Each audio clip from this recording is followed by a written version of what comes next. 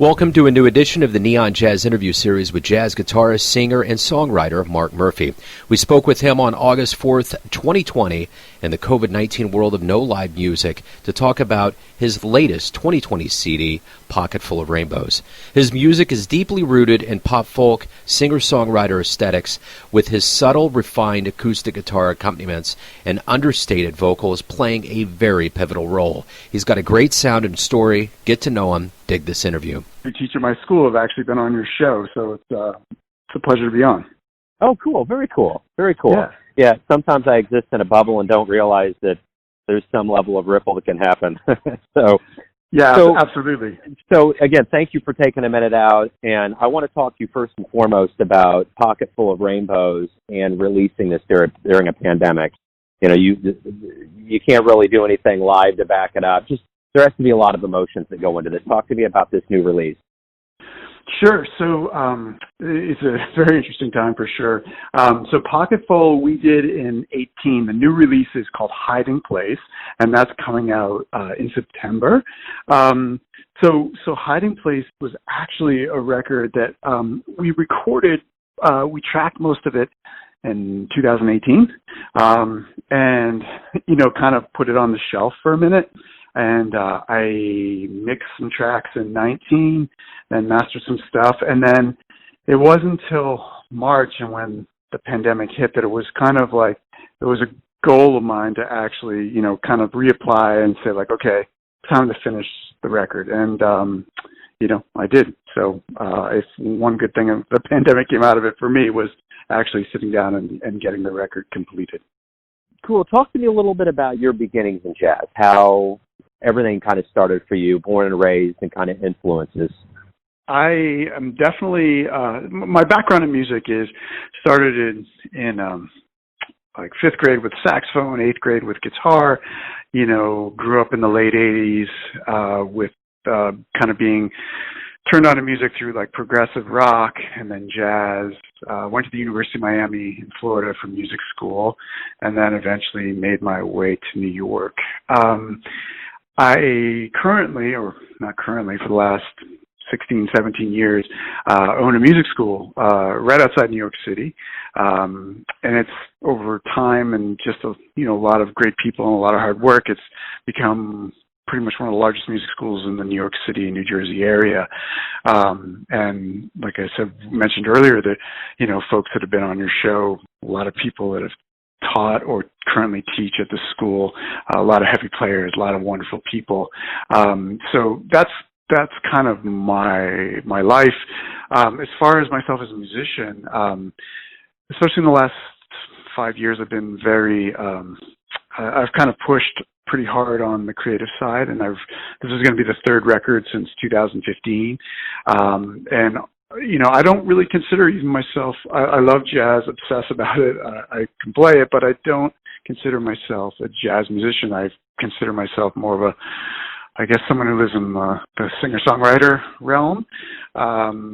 And with these records, all 3 of them, it's been very important for me to meld that world, the folk pop singer-songwriter world, with the world of, the best jazz musicians that New York City and the world actually have to offer. I think the music that I personally love the most is that blend of songwriting and top-tier musicianship. What was the first live show you saw that made you think this is something you want to do with your life? Rush, I think. Nice. I was a kid. Yeah, I was probably like 9th or 10th grade, and I was like, this blew me away. I was definitely, as I mentioned earlier, I was definitely kind of like a Rush head and progressive rock guy. And when I first got my guitar, and it was kind of like the gateway to all good things music.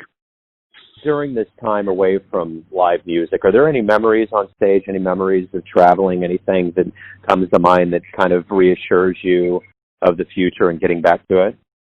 For me, I think for me specifically, I find my time, my favorite moments are actually in the studio and trying to create. I definitely think everything's going to eventually revert back. I think we're in a very challenging and difficult time.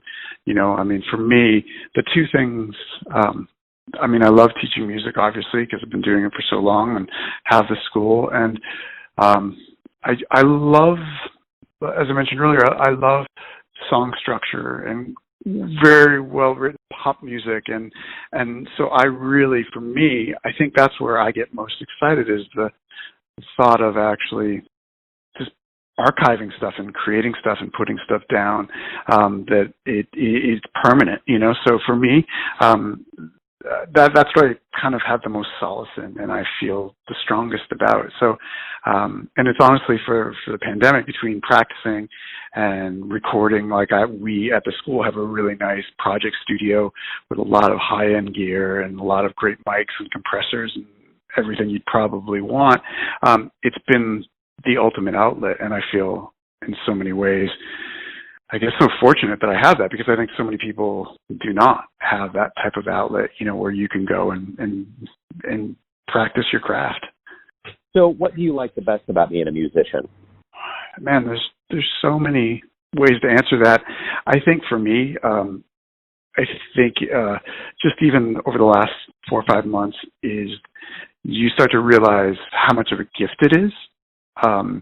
And always try to come to it with as much humility and gratitude as you can, because, as I mentioned, this is something that has kept me sane and creative. And I know this is a terrible time for all of us, but I think that for musicians who have the ability to sit down and kind of lose themselves in their music, whether it's shedding or whether it's creating, a lot of musicians, have switched because they've had to have switched from the live thing to, starting to record, whether it be audio or video or some combination therein.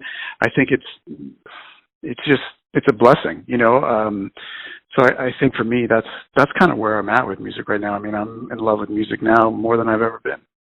We're going to return to live music. It's going to happen, and obviously it's a matter of when at this point. But when that does happen, what do you hope both the audience and the musician realizes from this time away from live music? To not take it for granted. I think on both sides of it, of that equation, that it is such a unique gift to, especially for myself who lives, 15 miles outside of the city, New York City, that before this hit, it's a common joke that at any given night, there is some monster playing somewhere in the city that you could see. And a lot of times you don't go because you were like, well, I have to do this, I have my work, I got to do my own thing, or I'm just tired, or whatever it is. And I think that, if anything, this is going to hopefully shake that out of people, as audience members even, just to say, like, wow, what an incredible gift to be able to go and see this, especially if you're living in a major city, to see on any given night some of the best music literally on the planet. So I'm hopeful that on the other side of it, there's people really excited about the prospect of being together in a room and having a communal experience and seeing music. So I guess I should backtrack on this. The one thing, and ask you about what happened in early to mid-March and what happened to your itinerary. And I preface this with this notion. I've periodically asked musicians over the years, how healthy is jazz in 2014, 2017, just to kind of get a gauge of what it's like. And I've realized since the pandemic, I don't ever have to ask that again, because the amount of gigs that have been canceled by one musician is unbelievable. So talk to me a little bit about how things the dominoes started falling for you, so to speak, in the beginning, and how you realized we were heading towards this point now. Yeah, so for me, I don't make my way in the world through touring and gigging around the world. I mean, so many teachers that actually teach at the school are extensive in that. So many people that I play with, that's where they make their living. I mean, my living comes on the education side. So for me, it wasn't as traumatic as it was for so many of the people that I play with, or so many of the people that I know personally.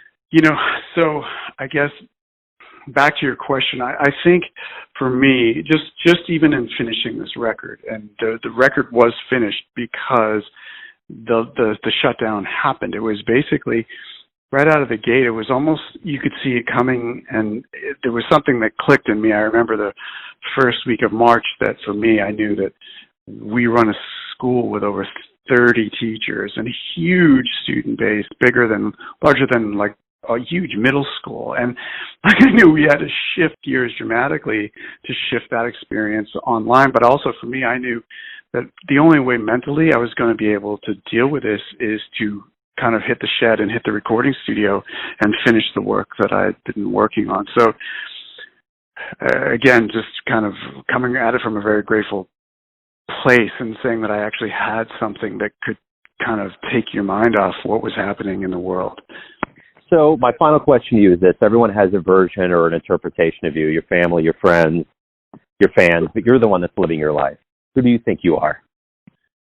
That's a good question. I guess, I mean, it's funny. I saw a movie recently where there was one person asked another person, if you could pick anybody, who would you want to be at any given time? And I think that, I know this is going to sound corny, but like, I guess I'm just trying to be the best version of myself in this moment that I can possibly be, whether it's, self-development, whether it's practicing, whether it's doing good work at the school or hopefully doing good work in the community. Like, I think that's all we can aspire to be, to every day to wake up. And I think, if anything, this situation has made me feel even stronger about that time, your life is limited. Anything can happen at any time to actually curtail what you think your normal existence is, because I think for most of us, our normal existence got chucked out the window in March, and there's no sign soon that it's coming flying back. So I think you have to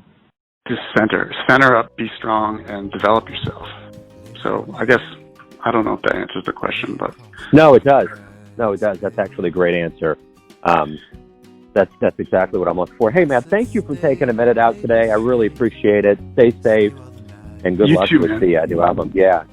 Yeah, Joe, you too. And keep doing your show, man. It's great. Thanks for listening and tuning in to another Neon Jazz interview, where we give you a bit of insight into the finest cats in New York, LA, Kansas City, and spots all over the world, giving fans all that jazz. Thanks to Mark for his time, music, and story. If you want to hear more interviews, go to Famous Interviews with Joe Domino in the iTunes Store. Visit neonjazz at youtube.com, and for everything Neon Jazz all the time, go to the neonjazz.blogspot.com. Until next time, enjoy the jazz, my friends.